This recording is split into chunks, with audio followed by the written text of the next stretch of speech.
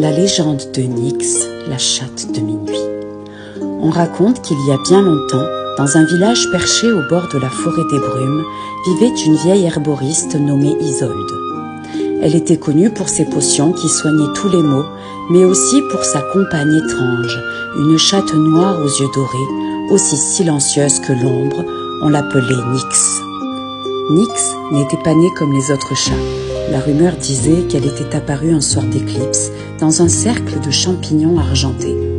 Isolde l'avait trouvée blottie contre une pierre tiède et dès ce jour, elle ne la quitta plus. Certains affirmaient que Nyx comprenait les paroles humaines. D'autres disaient qu'elle disparaissait parfois des jours entiers pour revenir les pattes couvertes de poussière d'étoiles.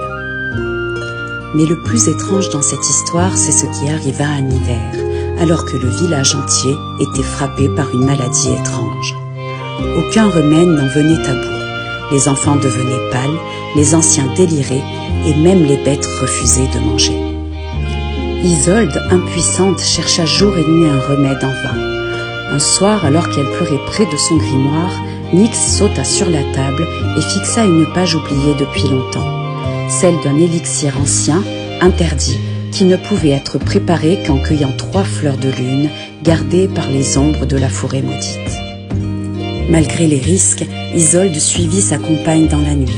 Nyx menait la marche légère comme le vent.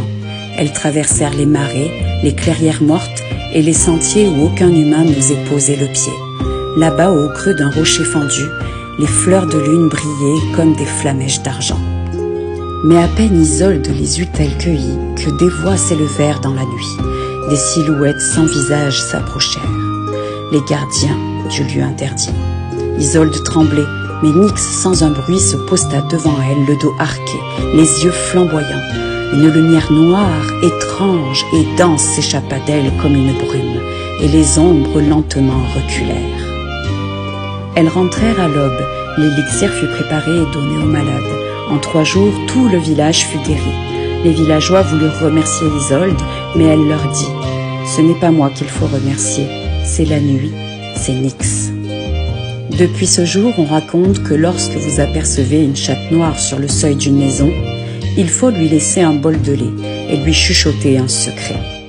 Car peut-être, juste peut-être, c'est Nyx en visite.